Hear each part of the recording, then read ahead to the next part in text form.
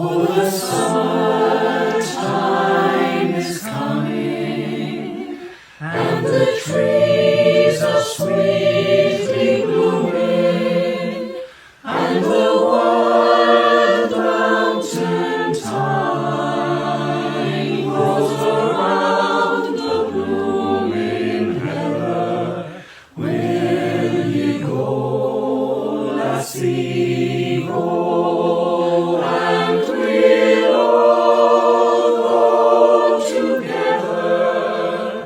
To the wild mountain thyme, all around the blooming heather. Will ye go, lassie, go? I will build my love a tower near yon pure crystal fountain. And on it I will build all the flowers of the mountain. Will you go, lassie, go? And we'll all go together to the wild mountain thyme. Around the blooming heather. Will you go, lassie, go?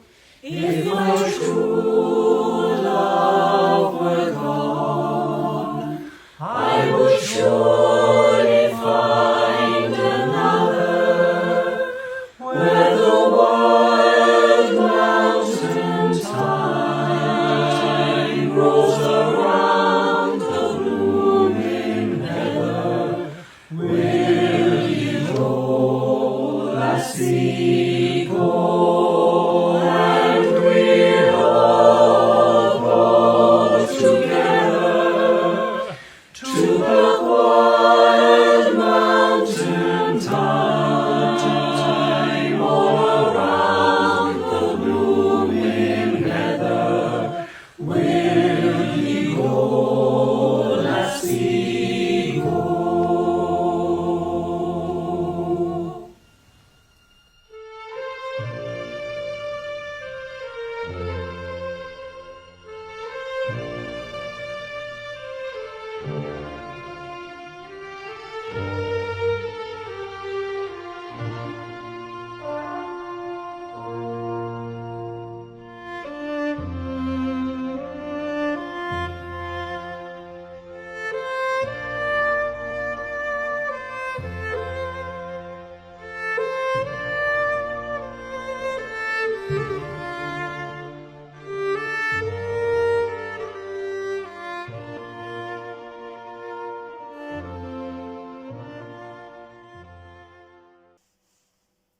Hello, that was Credo, the vocal ensemble from Trim, with Will Ye Go, Lassie, Go.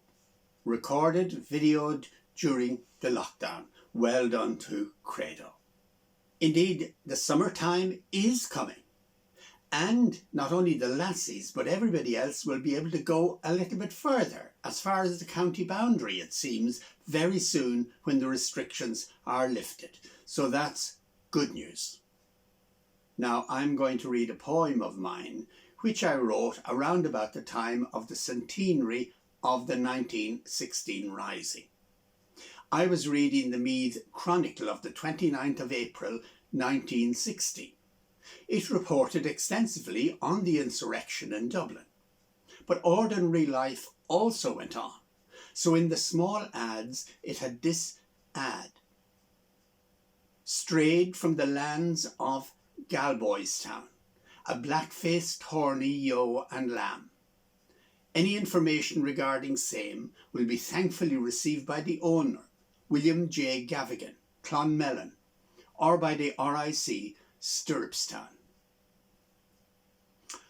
I was interested in that ad, particularly because the missing sheep was a black-faced, horny ewe, We would say yo in Sligo, not you. And that was the sheep we were familiar with in Sligo. Small, mountainy, black-faced sheep. So I thought of this yo and her lamb as strays in the Midlands. A little bit like myself, from Sligo, but living for the last 50 years in Meath. And I wrote this poem. Escape. Sold into bondage, I feigned friendship with the mocking native aristocracy. Fine-wooled, fat on Leinster's humdrum grass. Looking down their long, clean noses, they knew nothing of our agility, our cunning, and the range of our palate. Clonmelon was a foreign country. Its rich farms, small provinces in the great Midland agricultural empire. I longed for the rough pastures of the Ox Mountains, but resolutely waited for the right moment to strike for freedom. Knowing the Gavigans would be absent all week, Fairy House and Spring Show, I took my black-faced lamb and left on Easter Monday. At first, we moved only by night, but soon realised that was unnecessary. No one talked of anything except the fuss in Dublin, so we could trot openly by daylight without attracting undue attention. Even the RIC, usually so vigilant after straying stock, ignored us, on edge, wondering which neighbour was hiding a gun, and which of those who left for Dublin at Easter had gone for horse racing or for revolution. Yesterday we crossed the Shannon, met stolen comrades in Roscommon, persuaded them to leave and follow us. By Friday we will see our low, dark hills, aim to reach Coolani by midnight, and be safe, free, back home by Sunday. And now, to continue the sheep theme, in a master stroke of continuity, here's Matt. Hello everybody. It's a lovely afternoon again, and today is actually April, and that brought to mind a beautiful poem written by Catherine Tynan and set to music by Hugh Robertson, I think he was Glasgow born in 1894 and died in 1952. And it's a beautiful piece, all in the April evening. Now, traditionally, Miriam and the choir of St. Patrick's Church here in Trim, County Meath, Ireland, do a beautiful rendition, arrangement of this every Easter. And this year, we're all being managed by COVID. COVID is the music director, he's the managing director, he's the gopher, he's everything. And he's making all the moves. So I don't really know what will be happening, but with any luck, Miriam and the choir have recorded this piece and hopefully will be played during Mass. But in any event, I thought I'd give it a go myself. And anyone that likes it sure can join in and sing. Here we go.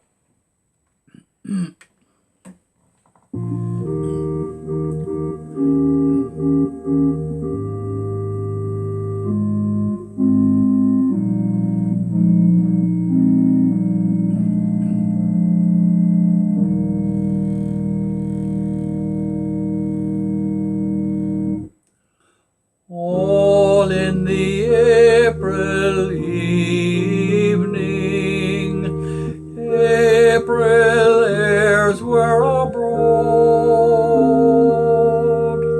The sheep with their little lambs passed me by on the road. The their little lambs passed me by on the road, all in the April evening. I thought on the Lamb of God. The lambs were weary and crying with a weak human cry. I thought on the Lamb of God, going meekly to die.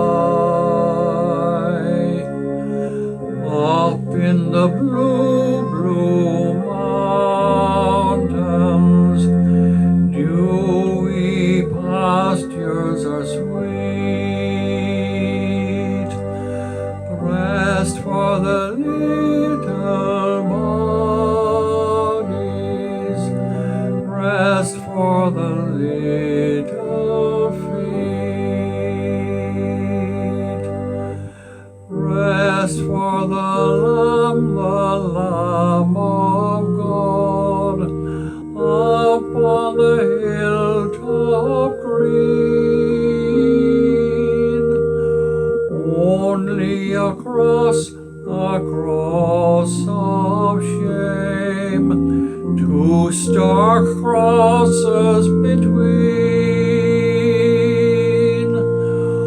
all in the April evening. April airs were abroad.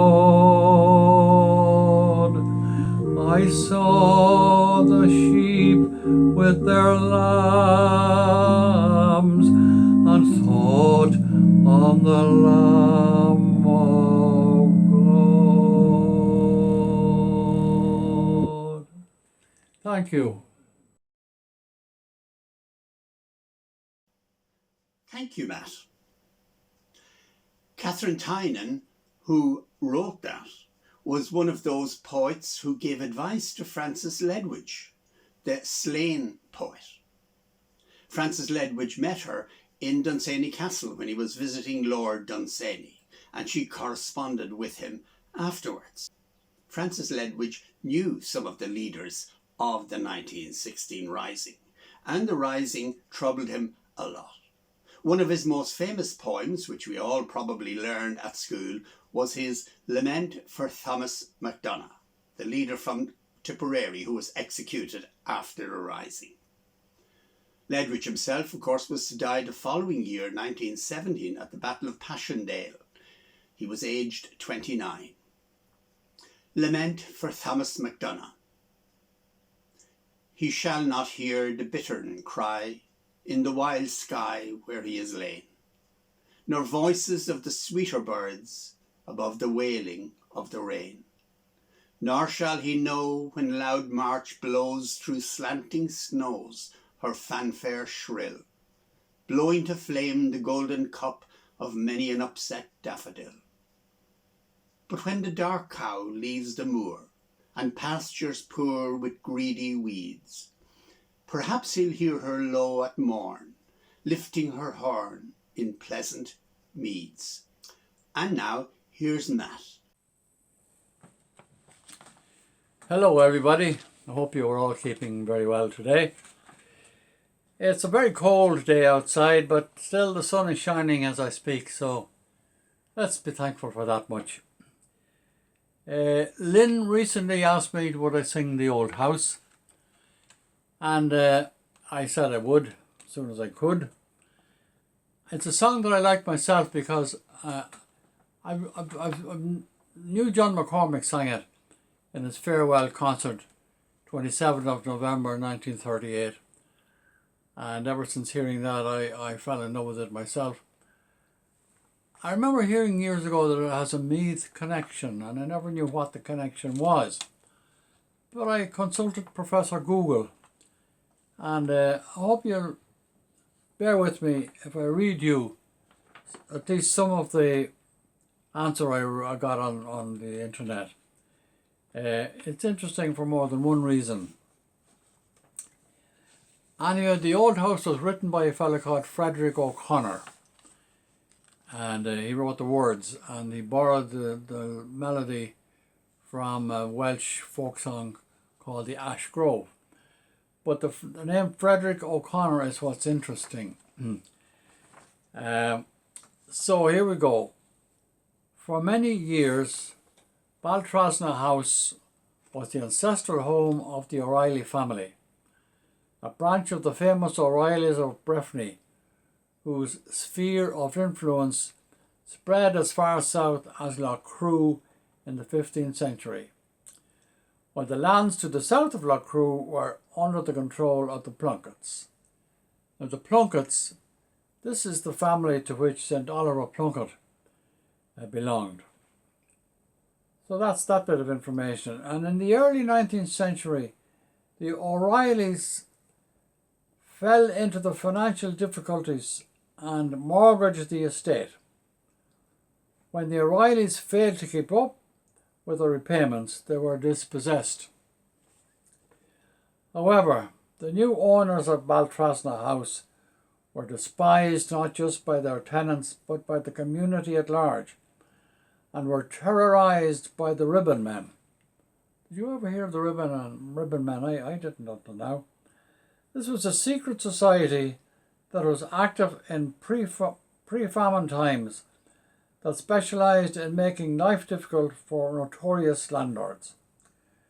The upshot of all this was that Anthony O'Reilly was reinstated at Baltrasna and continued to reside there until his death aged 62 in 1874. So we've now established that the subject of the song The Old House is actually Baltrasna House, Old Castle. Anthony planted a tree for each of his 7 daughters along the main avenue to the house. I wonder if those 7 trees are still there. That'd be interesting. With the death of his only son, James, the family name at Baltrasna died with him. Anthony's eldest daughter, Harriet, married Matthew Richard Weld O'Connor in 1865. O'Connor was the son of the Reverend George O'Connor, rector of Castleknock, County Dublin. Here we are. Another member of the O'Connor family, Frederick, wrote about his childhood home in the Old House, sung to the air of the popular Welsh song, The Ash Grove. So that's the story of the song, The Old House, and I hope the rest of the thing goes according to plan now.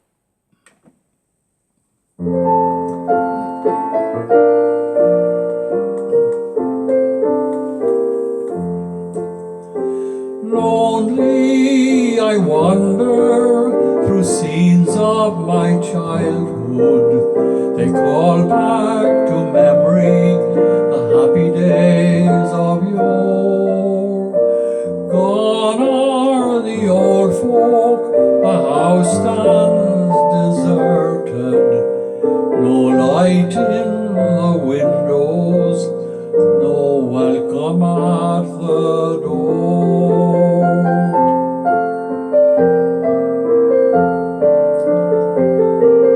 Here's where the children play games on the heather. Here's where they sail their wee boats on the burn. Where are they now? Some are dead, some have wandered. No more to their homes shall those children return.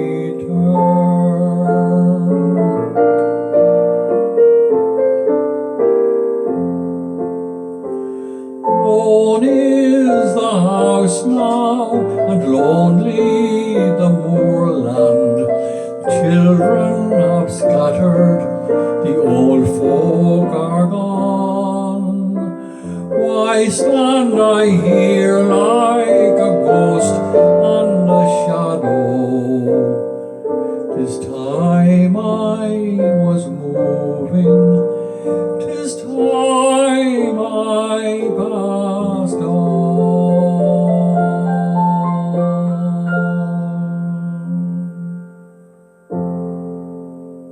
Thank you. I hope you enjoy that. Well done, Matt. Another of the 1916 leaders was Joseph Mary Plunkett. And as well as being a revolutionary, a journalist, he was also a poet. And his most famous poem, which we all learned in school, is I See His Blood Upon the Rose. I see his blood upon the rose, and in the stars the glory of his eyes. His body gleams amid eternal snows, his tears fall from the skies. I see his face in every flower. The thunder and the singing of the birds are but his voice, and carven by his power, rocks are his written words. All pathways by his feet are worn. His strong heart stirs the ever-beating sea. His crown of thorns is twined with every thorn. His cross is every tree. Joseph Mary Plunkett, of course, is also well known because he married his childhood sweetheart and his fiancée, Grace Gifford, in Kilmainham jail in the chapel there, 7 hours before he was executed. And we're going to finish today with the song Grace, written quite recently about that event. It's sung by Michael Meighan, Matt's late singing partner, and it's from their CD Ballads at Ballinter. Grace.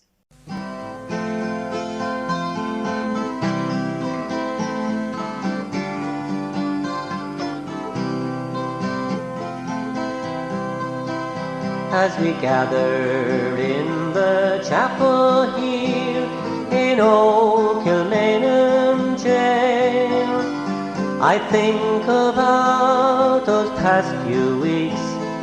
Will they say we failed from our school days? They have told us we must yearn for liberty,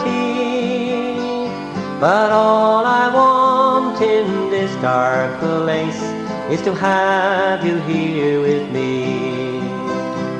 Oh Grace, just hold me in your arms and let this moment linger. They take me out at dawn and I will die. With all my love I place this wedding ring upon your finger, and we won't have time to share our love, for we must say goodbye.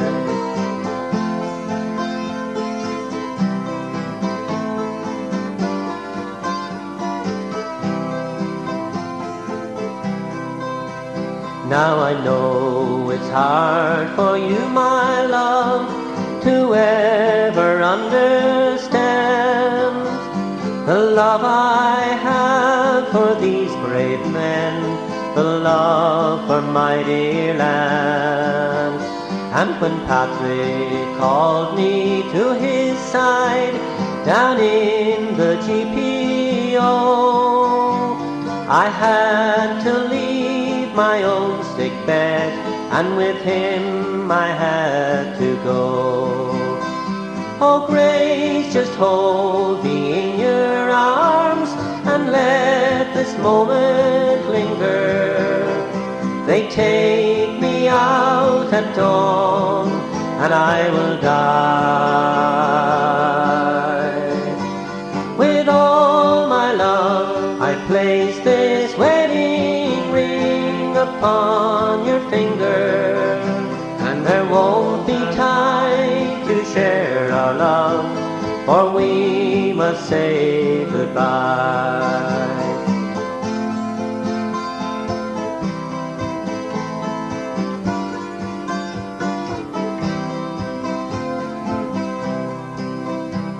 Now as the dawn is breaking, my heart was breaking too.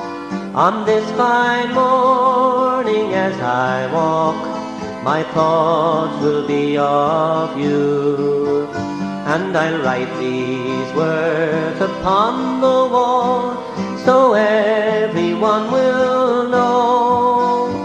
I love so much that I could see his blood upon the rose. Oh, Grace, just hold me in your arms and let this moment linger.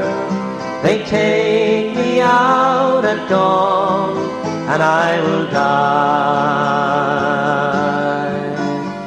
With all my love I place this wedding ring upon your finger. There won't be time to share our love, for we must say goodbye. No, there won't be time to share our love, for we must say goodbye.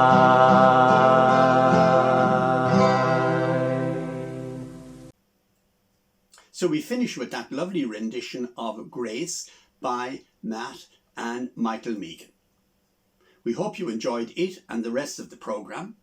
We look forward to seeing you again next week, and in the meantime, take care. God bless.